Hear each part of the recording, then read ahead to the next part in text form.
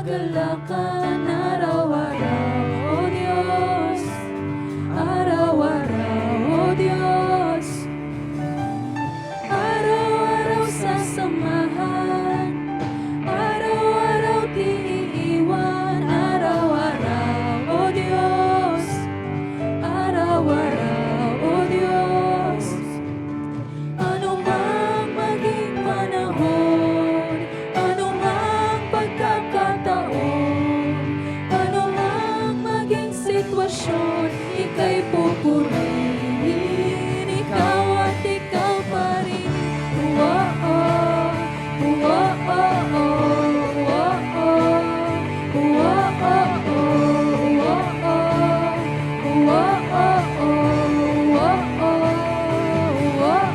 wala kang katulad, lalala kang katulad. Wala kang katulad, lalala kang katulad. Wala kang katulad, lalala kang katulad. Wala kang katulad, lalala kang katulad. Wala kang katulad, lalala kang katulad. Wala kang katulad, lalala kang katulad. Wala kang katulad, lalala kang katulad. Wala kang katulad, lalala kang katulad.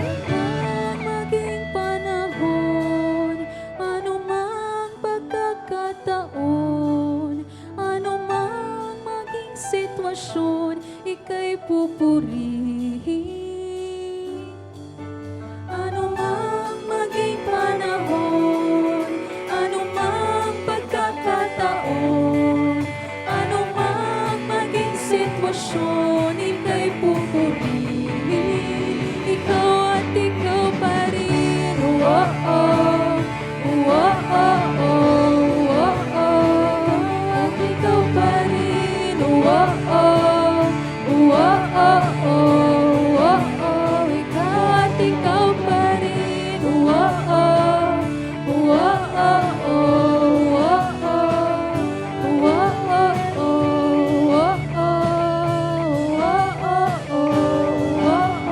ikaw at ikaw pa rin.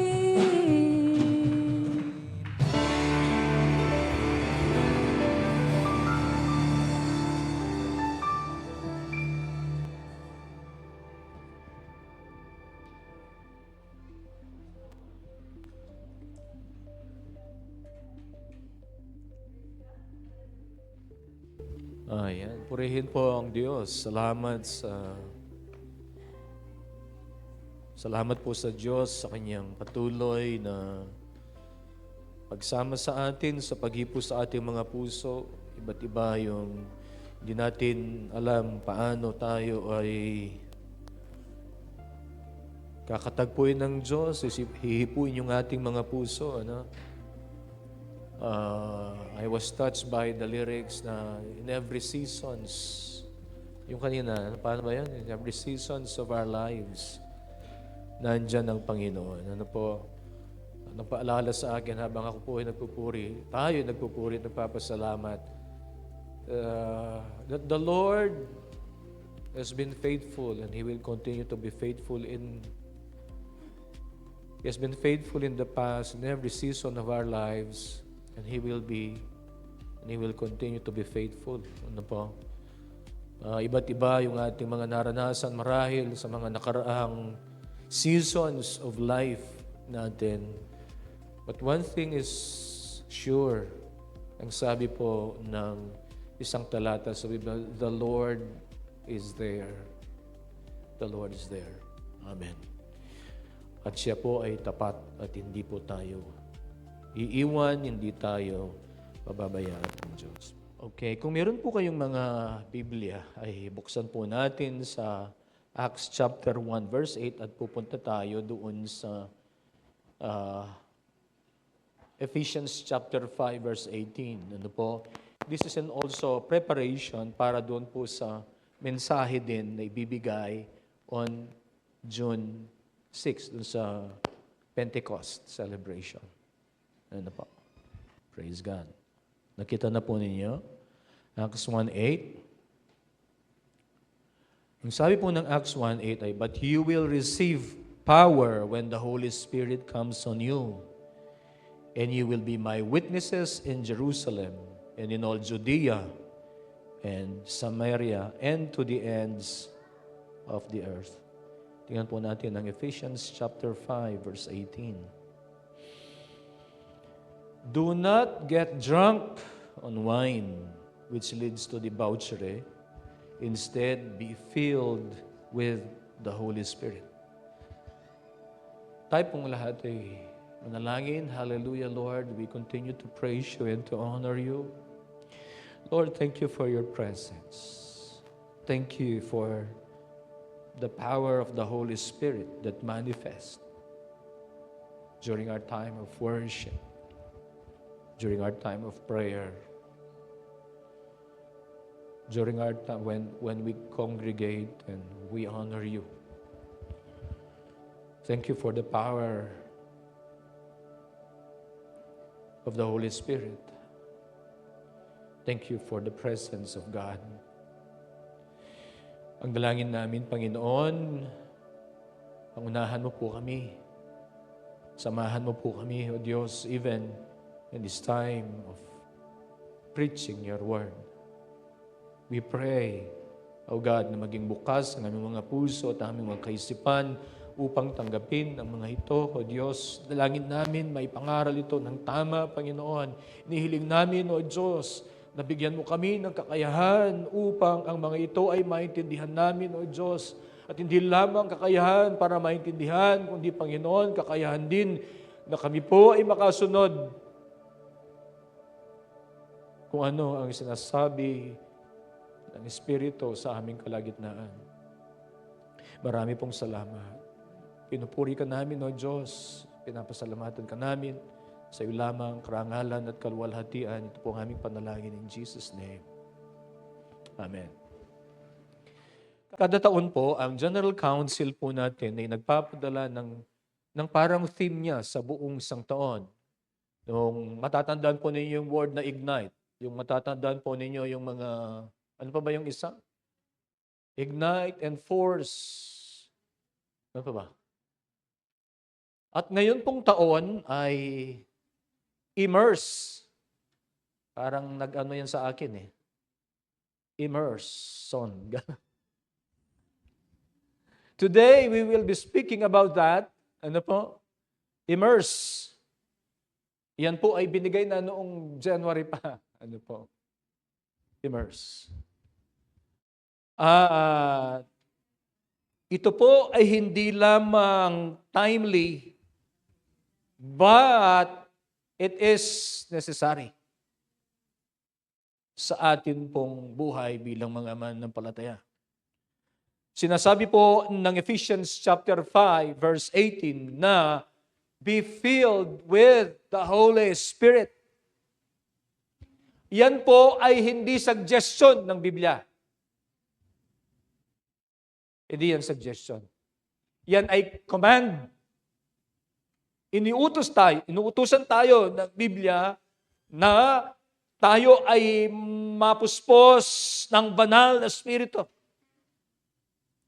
At ito pong be filled with the Holy Spirit ay hindi lamang po minsan yan. It is a continuous action. We are commanded not just to be filled once, but living a life that is constantly filled by the Holy Spirit. Amen. We should be constantly saturated by the Spirit of God, and we should be constantly immersed. Hindi lamang po yan na, hindi lamang po yung nakakaranas ka na parang ikaw ay binubuhusan. Kundi ikaw o tayo po ay nandun sa presensya ng Panginoon, nakalubog doon sa presensya ng Panginoon. That we should be constantly immersed in the Holy Spirit. Marami po sa atin marahil ay hindi naman empty. Hindi tayo empty bat. Hindi empty. Merong tayong nandyan ang banal na Spirit of many Christians today. They are not empty, but they are not full either. Hindi rin sila puno. Baka nandun lang sa kalahati o kaya mababa sa kalahati, 1/4 o kaya 3/4.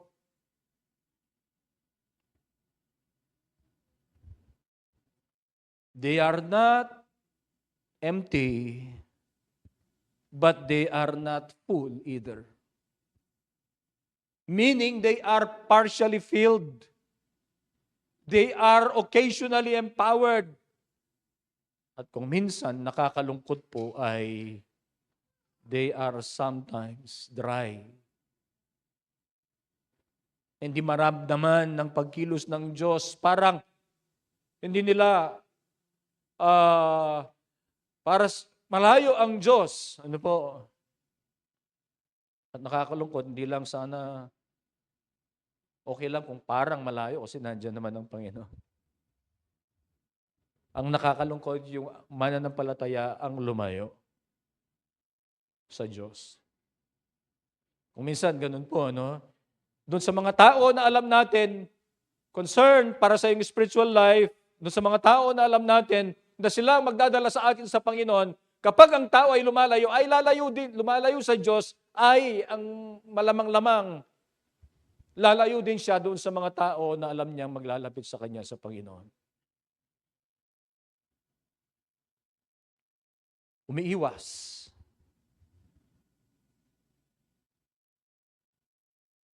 Sometimes Christians are like that, partially filled, occasionally empowered, and sometimes dry. Pero ang Diyos ay tinatawag po tayo sa mas malalim na pananampalataya. Tinatawag tayo doon sa deeper meaning ng ating pananampalataya sa Diyos. God is calling us to go deeper, to immerse ourselves in the presence of God, to be fully surrounded by the presence and power of God, to be completely saturated, to be involved.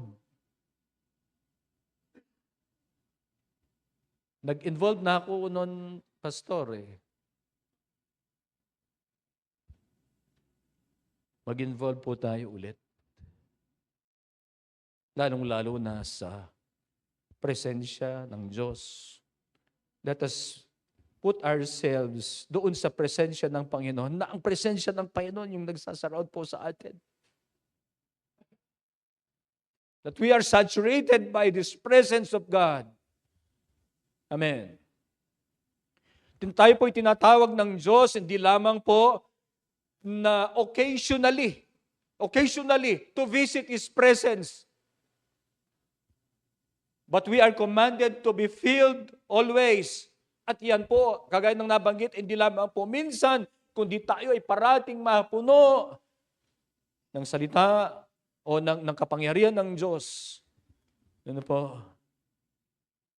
He is calling us to live immersed in His Spirit. Without the Holy Spirit, we become spiritually dry.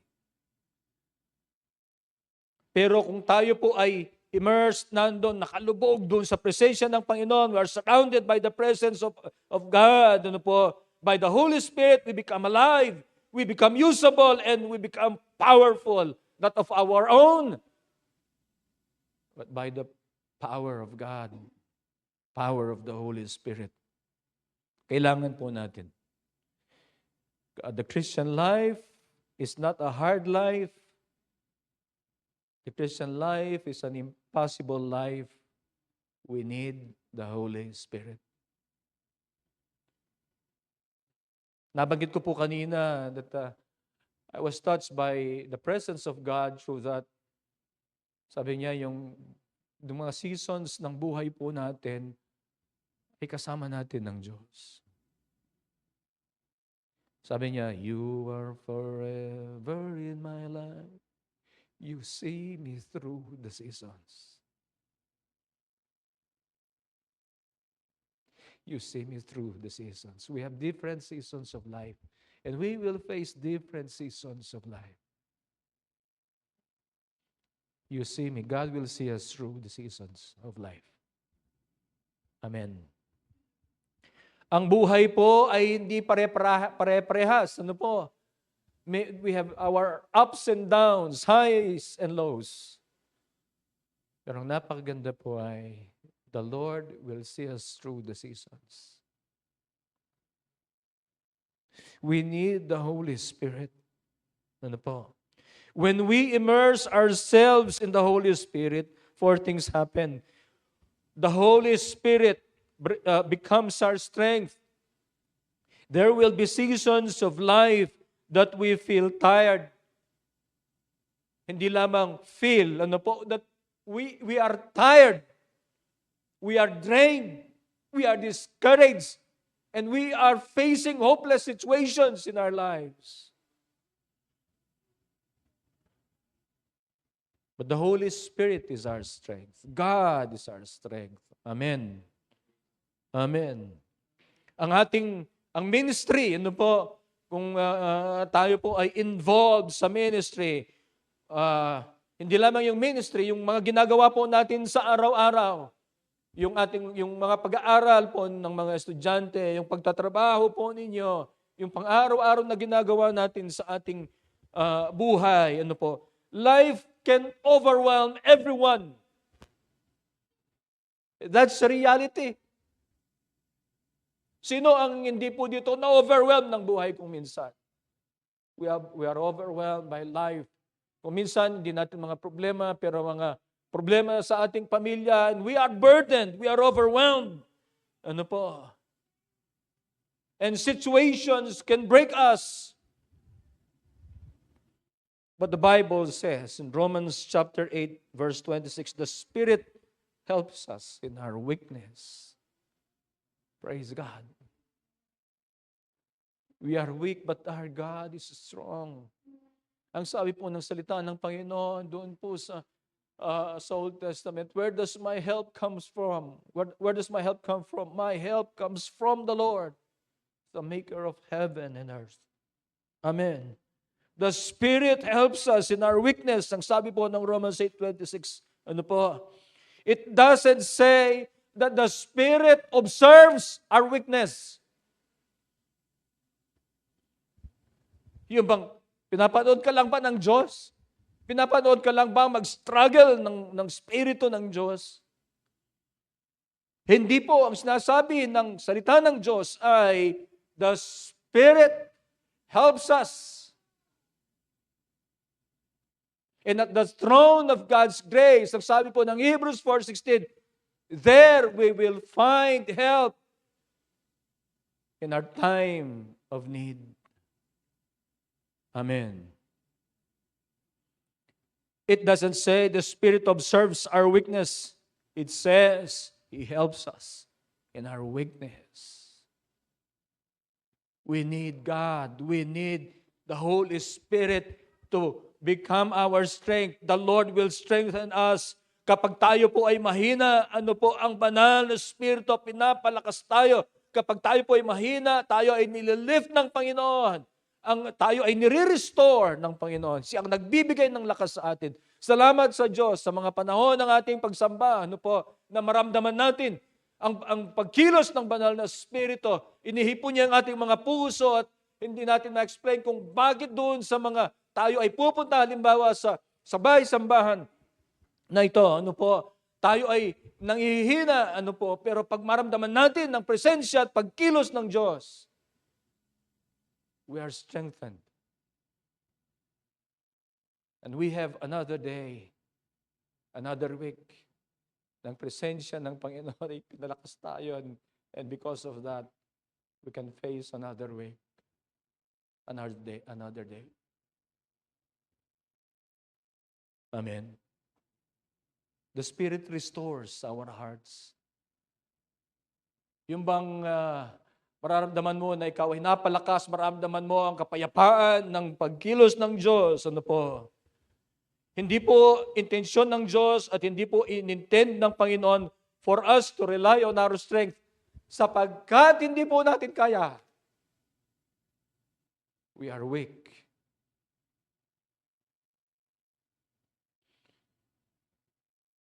Kung minsan sa buhay, sunod-sunod. Sunod-sunod. Halimbawa, kung ikaw ay nasa season ng iyong buhay na walang-wala, halimbawa, huwag po kayong mag-alala kasi season yan eh. Magtatapat tayo sa Panginoon, mayroong season ng Panginoon ng pagpapala niya. Pero halimbawa, ikaw ay nasa season na talagang walang-wala, magsasabay-sabay yan. Nagpapaaral ka ng anak, walang pamasahe. Tapos, panahon na magbabayad ng tuition fee. Tapos, doon pa mawawalan ng LPG. Mawawalan ng gasolina ang iyong sasakyan. O kaya tricycle. Tricycle yung sa akin.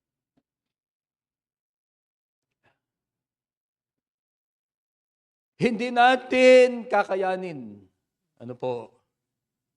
Ang buhay sa mga pagsubok. Ano po? Kailangan natin ang banal na Espiritu na siyang magpapalakas po sa atin. Kailangan natin ng banal na Espiritu ibinigay po sa atin so that during in the lowest moments of our lives, we still have divine strength. Wala na ang lakas mo. Wala na yung sarili mong lakas. Talagang madidrain po yan.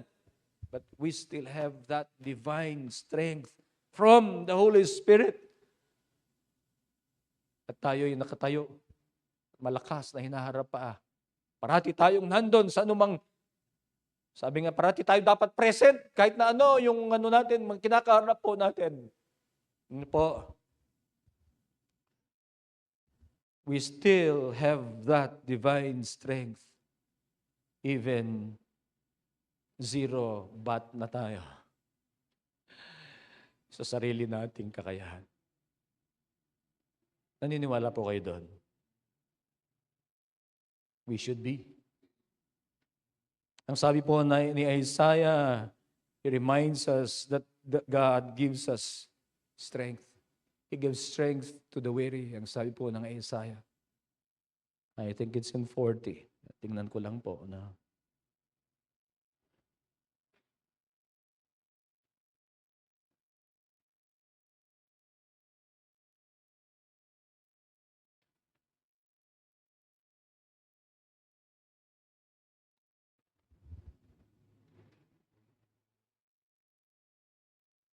Ito po yung verse na sinasabi niya, na ang Diyos ay bibigyan tayo ng lakas. Ano po?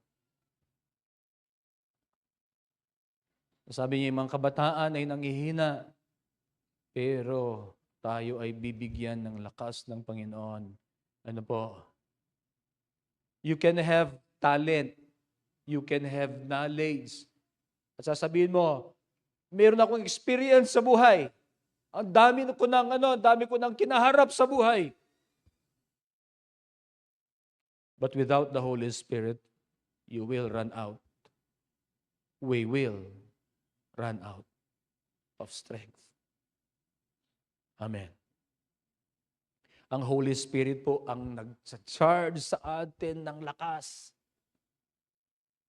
upang tayo ay makasunod sa Panginoon, upang harapin natin kung anuman yung mga hamon natin sa buhay sa bawat araw. Amen. Kung minsan naman tayo po ay kumakaharap doon po sa kung kinatatakutan natin sa buhay. Fear comes in many forms. Fear of failure. Inevitable daw po yan. Lahat ay haharap sa failure. So yung hindi pa nag-fail po dito.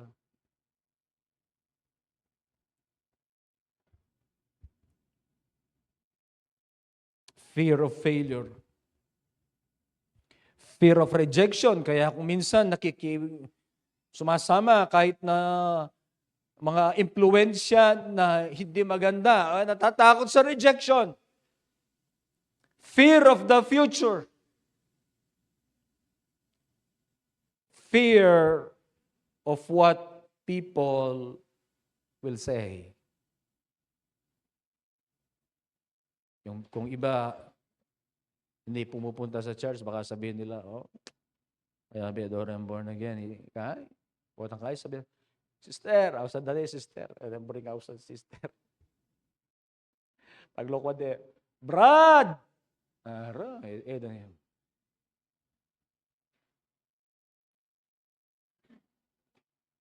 Fear of what people might say.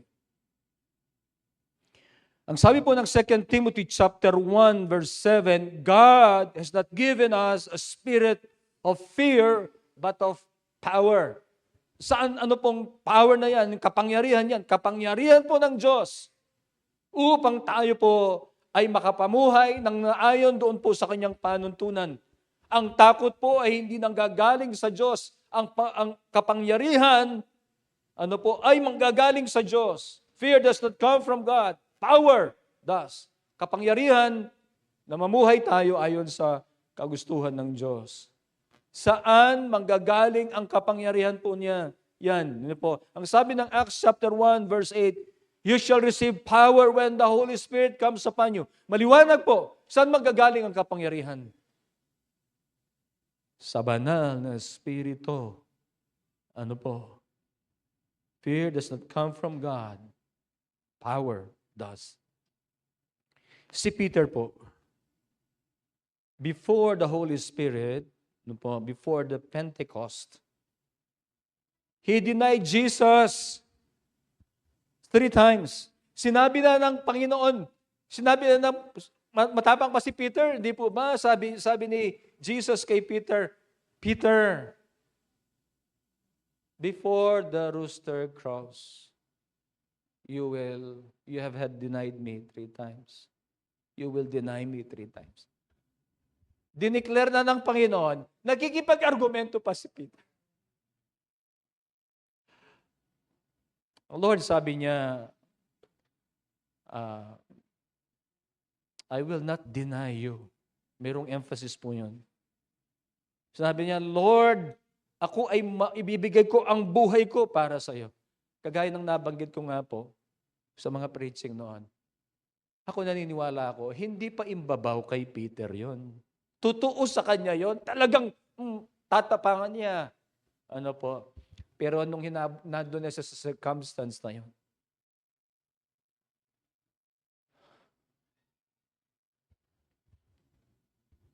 he denied his Lord 3 times. Pero gracious naman parati po ang Panginoon. Di po ba? He restored Peter and he asked him, Peter, do you love me? And he asked Peter 3 times. Pero balikan po natin ito. Para i-restore si Peter. Para sabihin ni Peter, Lord, I love you. Lord, I love you. Lord, I love you.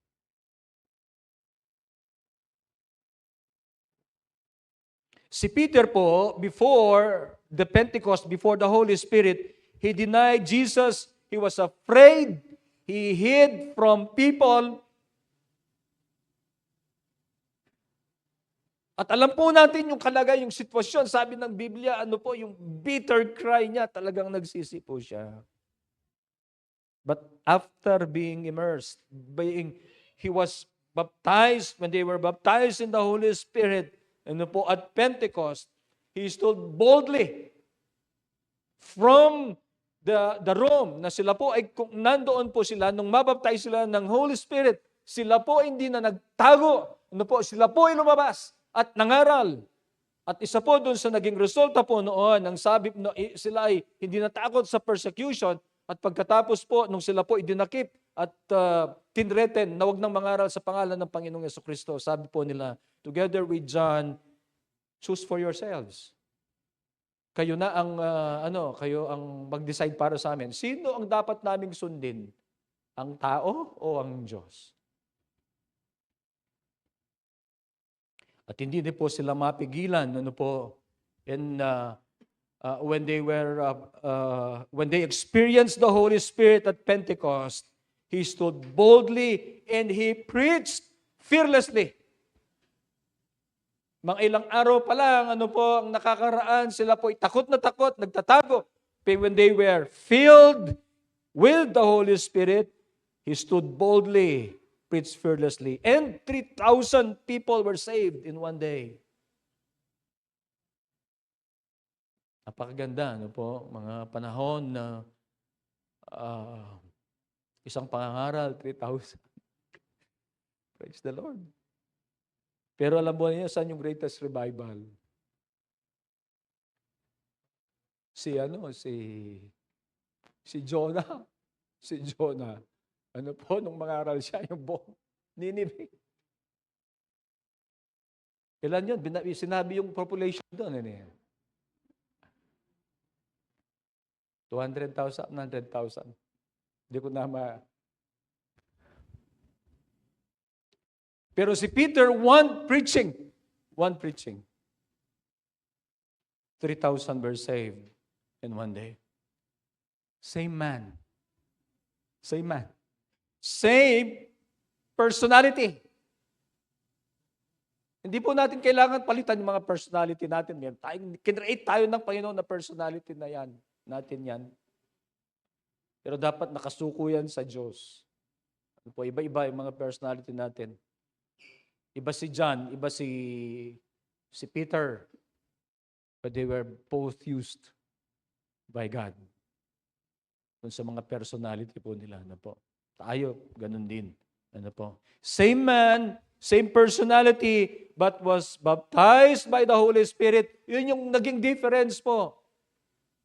Yung naging difference. He was immersed in the Holy Spirit, baptized in the Holy Spirit. Makikita po natin sa Acts chapter 2, ang pagdating ng banal na Espiritu and the Holy Spirit empowered believers to speak boldly and proclaim God's works. At pagkatapos po noon, nagtago pa ba sila ulit? Hindi na po. They stood in their faith. At lahat po ng mga disciples, they died martyrs. Except, sabi po nila si John, kasi mayroong miracle na dinanas si John, siya po ay pinirito. Pirito de po. Mayroong kumukulong oil. Nanuya kayo taalya siguro. Kaya Baguio oil. Marami, nasa po siya. Inilagay po siya doon. Hindi siya namatay.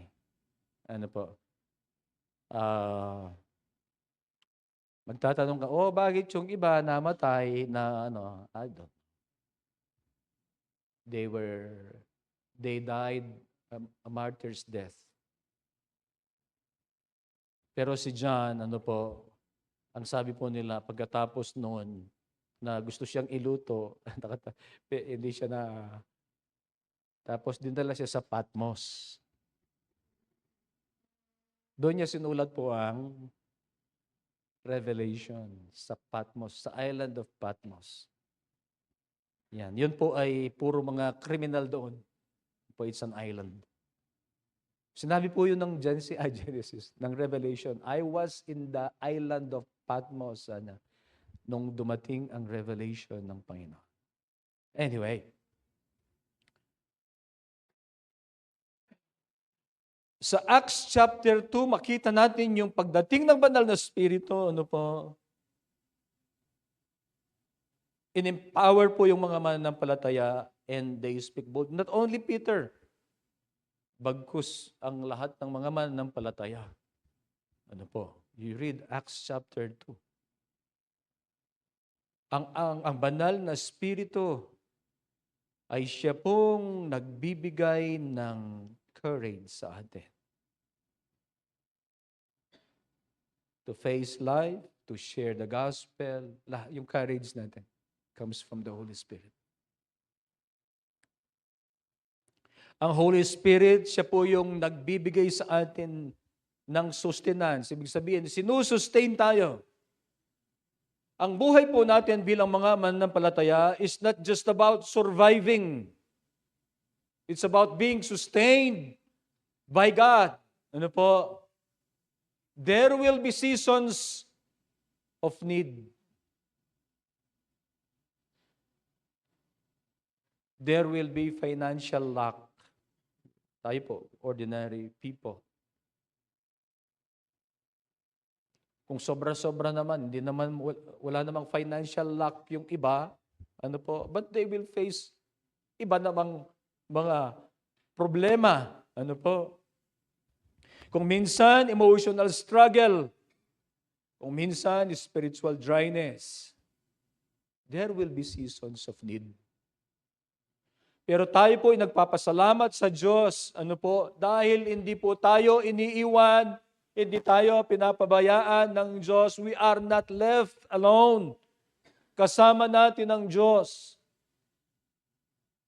Merong isang awitin, sama natin ng Diyos, di ako matatakot, di ako malulungkot. Kasama natin ang Diyos. Thank God we are not alone. Sinabi ng Panginoon sa John chapter 14 verse 26 that the Holy Spirit will teach us and guide us. Siya ang magsusustain po sa atin sa pamamagitan ng pagbibigay ng wisdom sa atin kapag hindi natin alam kung ano ang gagawin po natin. Importante na tayo po ay nananalangin. Importante na tayo ay lumuluhod sa presensya ng Panginoon. Hinahanap ang kanyang kalooban. Tinatanong, Lord, kung ano po ba ang gagawin ko dito? Tulungan mo po ako. Mayroong mga panahon sa buhay natin na napakahirap pong mag-decide.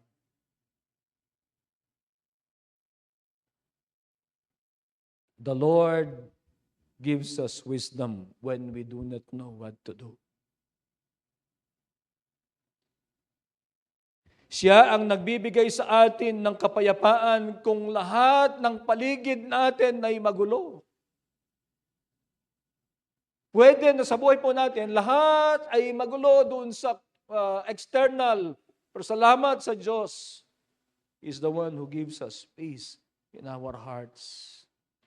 Giving peace when everything is chaotic. Giving joy when everything is heavy.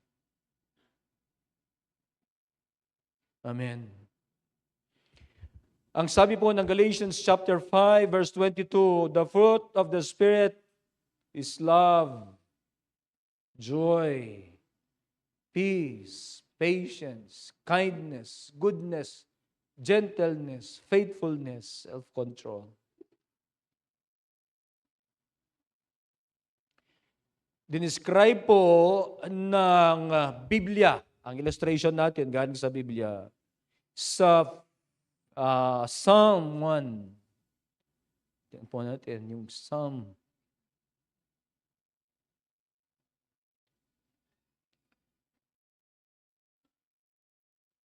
Pag-pray po ninyo ako. Yung tuhod ko parating masakit. And very painful po siya, nararamdaman ko ngayon. Left knee. Pag-pray po ninyo. Psalm 1, ano po? Blessed is the one who does not walk in the step with the wicked, or stand in the way of that sinners take, or sit in the company of mockers, but whose delight is in the law of the Lord, and who meditate on his law day and night. Ito po, verse 3. That person is like a tree planted by the streams of water, which yields its fruit in season, and whose leaf does not wither. Whatever he does, whatever they do prospers.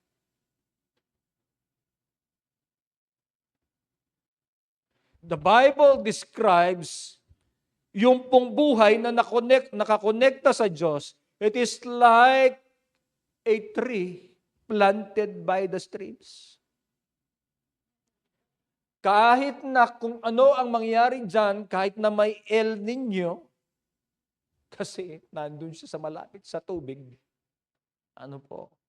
Yung source niya ay doon, ano po? Doon sa, doon po sa Ayan, brook or river. Ano po?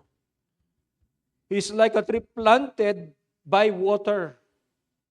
Even though mayroon pong mga drought, ano po, yung source niya nandun pa rin. Ano po? Sabi niya, it does not wither.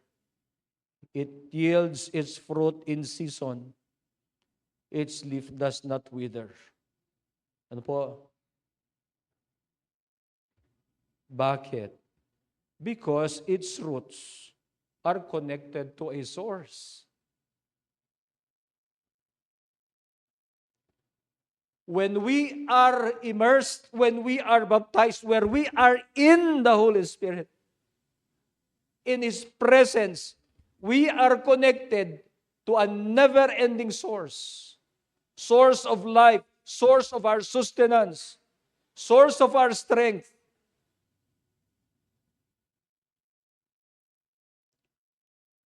We will, sabi niya, whatever they do prospers. It's because they are connected, we are connected to a never-ending source. Kung minsan sa buhay, ano po, o kaya sa ministry, gusto na nating mag-quit. Gusto nating mag-quit.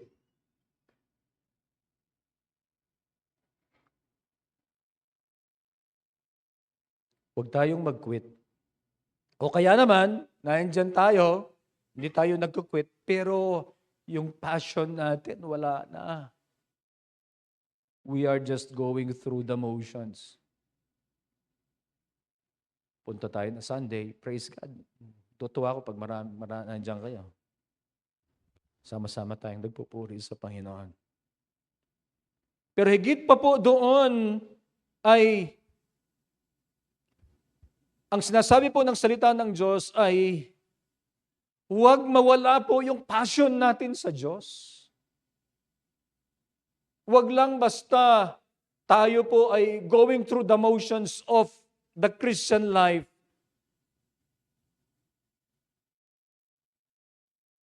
Kung meron pong, kung tayo ay hindi po ng Diyos, ano po, sa ating pag-awit, ano po, sa ating, kahit ikaw ay worship leader dito, o kaya kahit ikaw ay nandyan, o kaya tayo po ay pinapangunahan sa panalangin, o tayo po ay dito nananalangin, ano po, kung maramdaman natin yung hibo ng Diyos, ang presensya ng Panginoon, at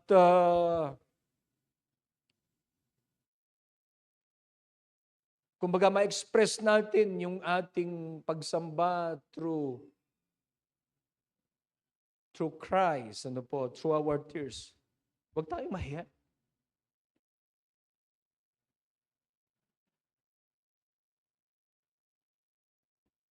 Let us not lose our passion. Ang paglilingkod sa Panginoon ay mabigat, ano po, ibig sabihin, mahirap. Pero kung nandyan ang Panginoon, makapagpapatuloy po tayo. Sometimes, ganito naman yung nangyayari. People keep serving, but there is no fire anymore. Maglingkod po tayo, magpatuloy tayo. Let us keep serving, but wag nating hayaan yung apoy sa puso natin ay mawala. Huwag tayong mapunta doon sa, agad na ako kasing pastor eh. Agad na ako yapin, mariri ako bumunta. Bunta. Agad na ako kasing brother. Yapin.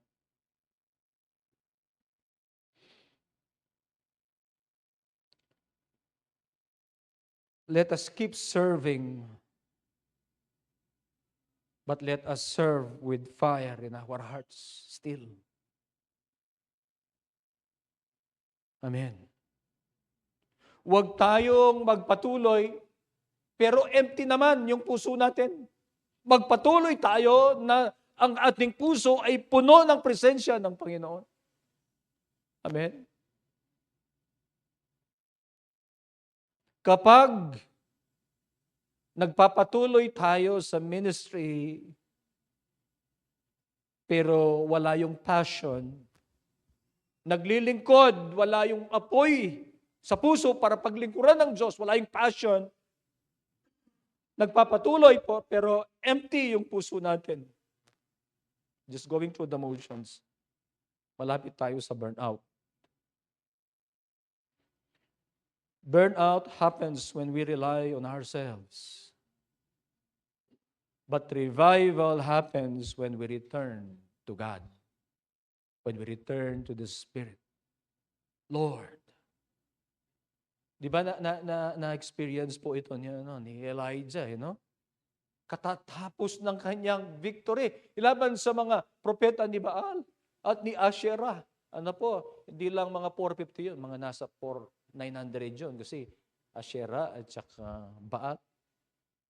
Showdown sa Mount Carmel. Kung sino makapagpapababa ng apoy. Nagmula sa langit at i-consume yung pong sacrifice. Sabi niya at sinyalans niya ang mga propeta ni Baal at saka ang Israel.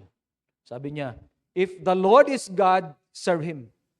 Kung hindi naman, si Baal ang Diyos, edi serve nyo si Baal. It's a challenge. Nanalangin yung mga ni Baal. No.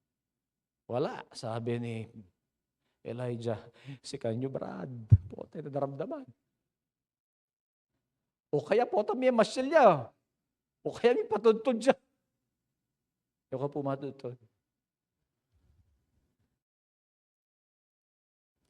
Nung sabi niya, ako naman, tapos na kayo. Biras lang pong sisilim.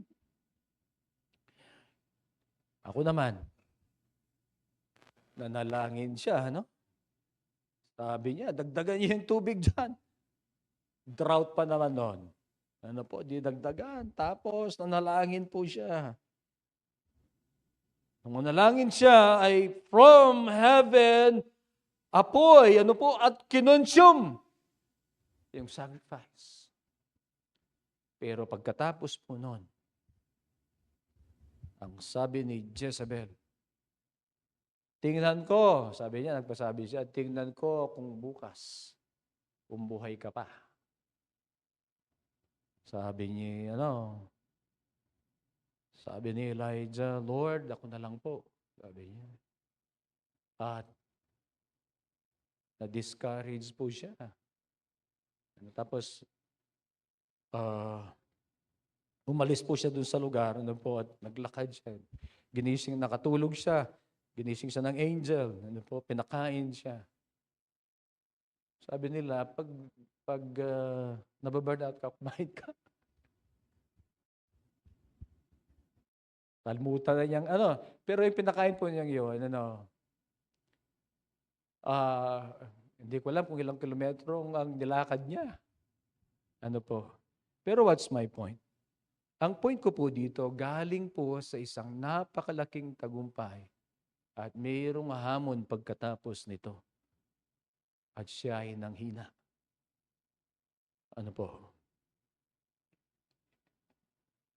Sabi niya, ako na lang, Lord. Na-focus na sa kanyang sarili. Pero sabi ng Panginoon, ay hindi lang ikaw, nag-reserve ako ng mga remnants. Hindi pa yumuyuko kay Baal, ang sabi ng Panginoon. So, burnout happens when we rely on ourselves, but revival happens when we return to the Spirit. Pinalakas siya ng Panginoon, si Elijah ulit. Kung babalikan po natin ng Acts chapter 2, nung dumating po ang banal na Espiritu, it ignited the believers. They were filled, they were empowered, they were transformed.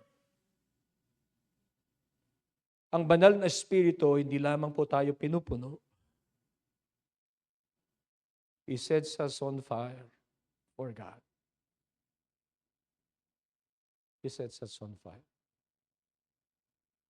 Kaya sa mga pagtitipon po natin, ilingin natin ang paghipo ng Diyos sa ating mga puso. Ilingin natin na tayo ay mag-apoy muli sa Diyos. Hindi po ba ninyo napansin nung una kayong naging mananampalataya? Marahil na-experience po ninyo ito. Kahit hindi ka marunong sa Biblia, but yung puso mo ay on fire sa Panginoon. Kahit na sino pa ito, kaklase mo na alam mong hindi ka paniniwalaan o kaya kamag-anak mo, pag nakita mo yan, sisharean mo nung una kang mananampalataya.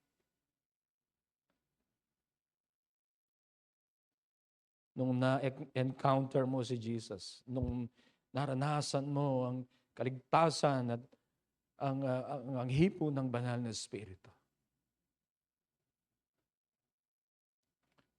Pwede pa bang mangyari yon? Pwede. Pwede.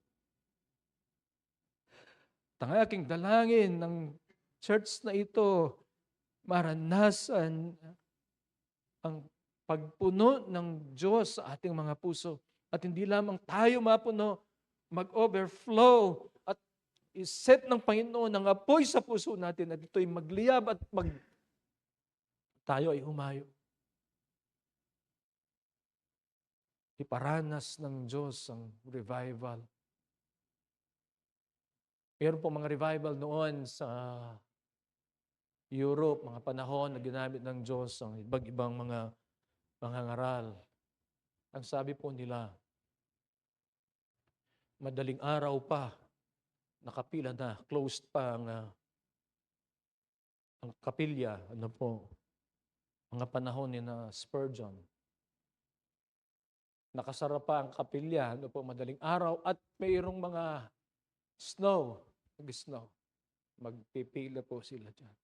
Ihintayin ang pagbukas ng kapilya upang sila ay makasamba.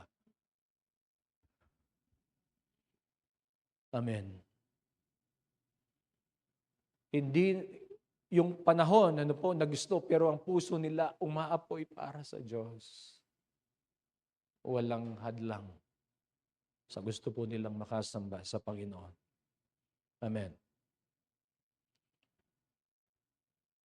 Hindi lamang po nire-revive ng banal na Espiritu ang ministry passion natin, but also He revives the love in our hearts.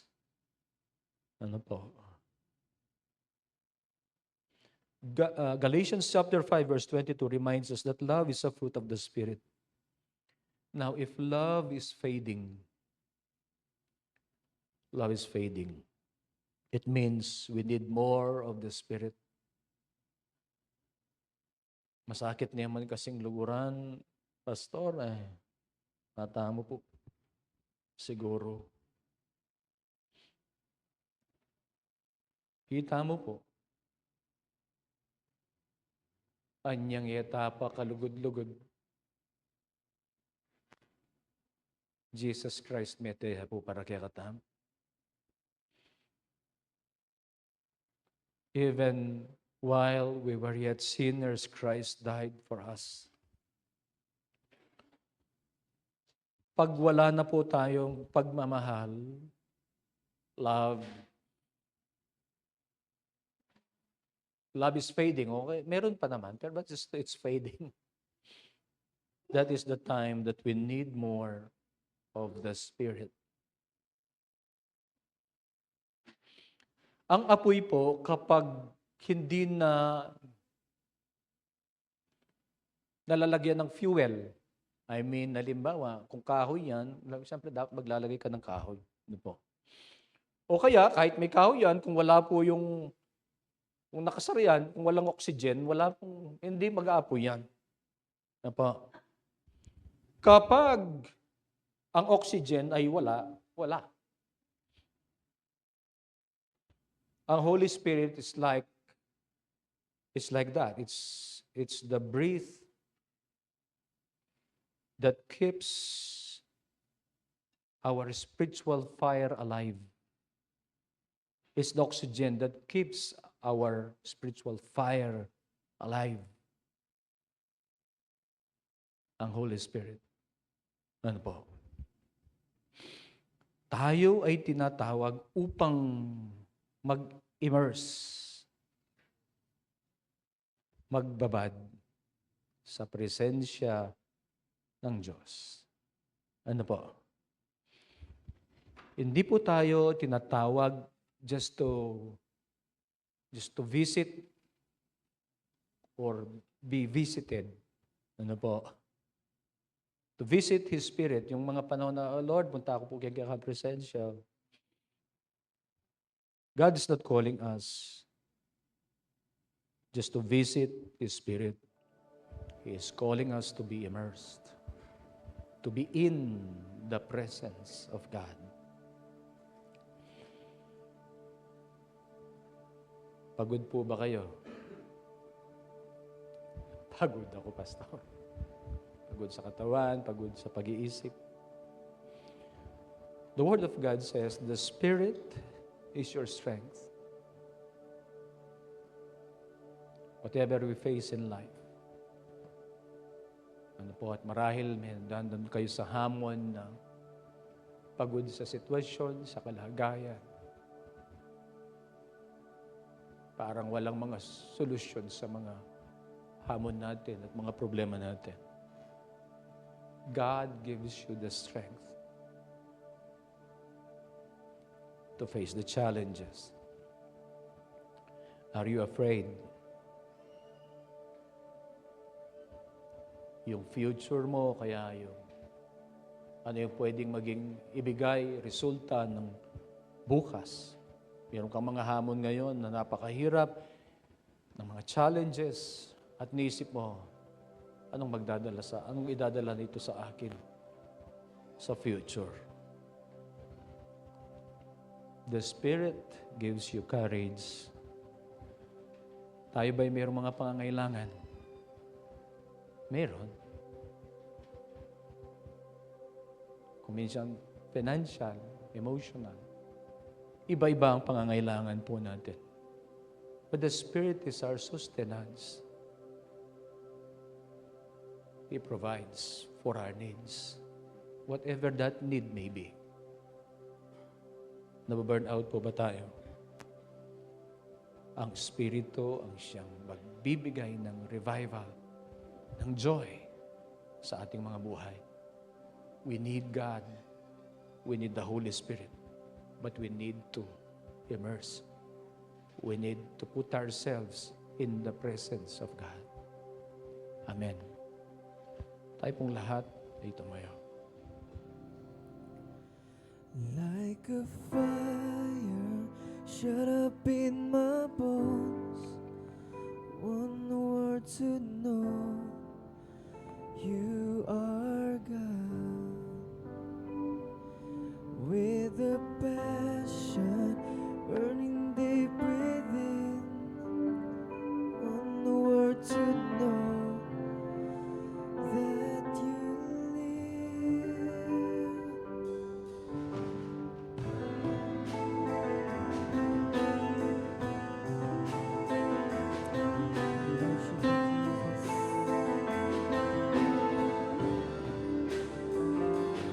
Let your presence come and saturate every part of me, make me new. Let your spirit come and move within, fill me once again, 'cause I need more. Jesus, I'm desperate for you. Jesus, I'm hungry Hallelujah. for you. Hallelujah. Jesus, I'm longing Amen. for Hallelujah. you. Lord, you are all I want.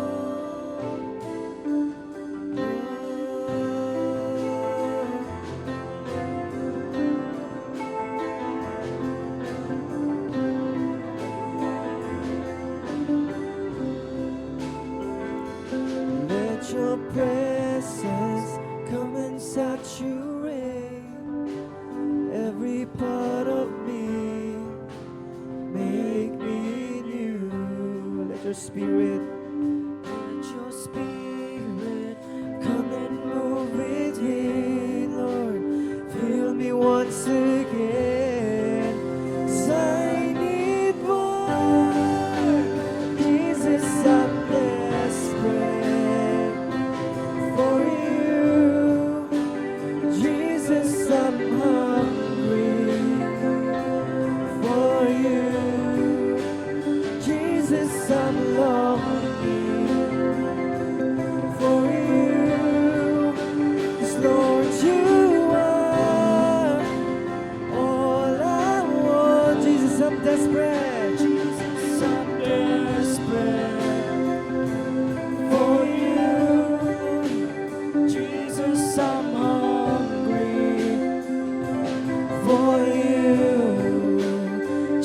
Jesus, I'm longing for you. 'Cause Lord, you are all I want. Come like a flood and saturate me now. You're all I want. Come like a wind and sweep throughout this place. You're all we want. And sing, come like a flood.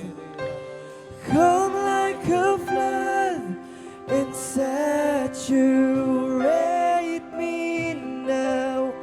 You're all I want. Come like a wind and sweep throughout this place. You're all we want. Come like a flood. Come like a flood and saturate me now.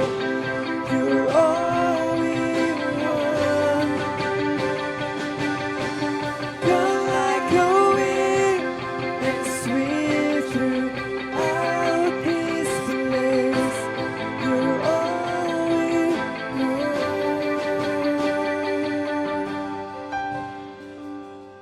Jesus, I'm desperate for you.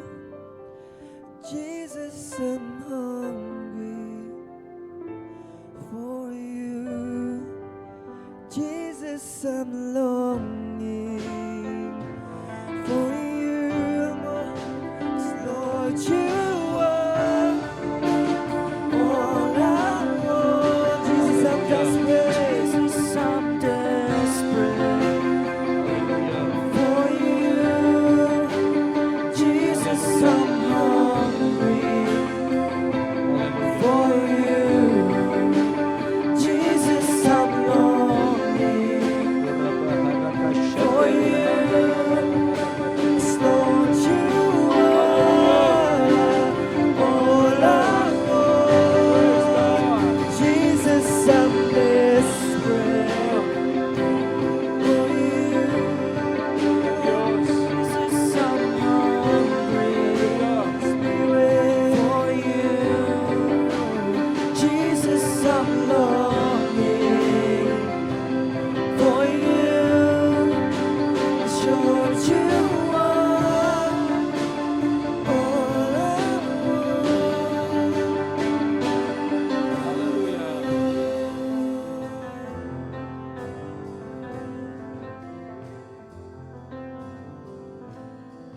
Salamat, O Diyos, Ikaw ang aming kalakasan. Lord, salamat dahil Ikaw ang nagbibigay ng lakas ng loob sa amin. Salamat, Ikaw ang nagsusustain sa amin. Ilagay nawa namin ang aming mga sarili sa gitna ng iyong presensya, ng iyong kapangyarihan at ng iyong kalooban, Panginoon. Mag-apoy muli sa aming puso, O Diyos, ang aming pag-ibig para sa aming Diyos. Maranasan namin, O Diyos, ang pagpapalakas sa aming mga pananampalataya.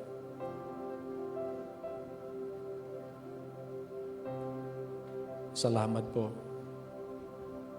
dahil Ikaw ay mabuti. Salamat po sa mga panahon na ninanasan namin at nilalagay namin, Panginoon. Kami tumatawag sa iyo, Panginoon, upang ang mga buhay namin ay aming ialay muli at isuko. Tinatanggap mo po.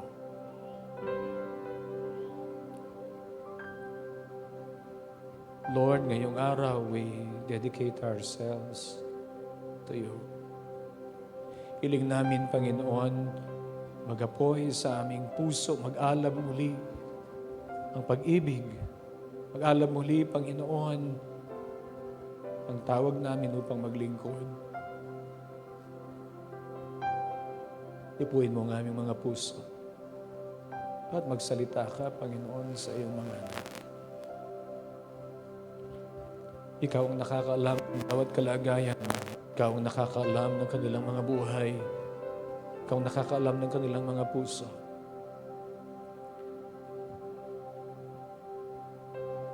Abutin mo, Panginoon, ang iyong mga anak. Iparanas, Panginoon, ang iyong kapangyarihan, ang iyong presensya, O Diyos. At ang church na ito, Panginoon, hinihiling namin as individuals and as a church ay magsuko ng buhay sa iyo. Hallelujah. Patuloy na maranasan namin, O Diyos, ang iyong presensya, ang iyong kapangyarihan, and use our lives, Lord, so that others may know Jesus Christ, so that others will be saved because of Jesus Christ. Salamat po. Panginoon, Ikaw ang aming pinupuri, Ikaw ang aming dinadakila. Ang iyong mga anak, Panginoon, na narito, pagpalain mo po sila, iparanas ang kagandahang loob ng Panginoong Yesukristo, ang pag-ibig ng Ama, at ang pakikiisa ng banal na Espiritu. Amen. Amen.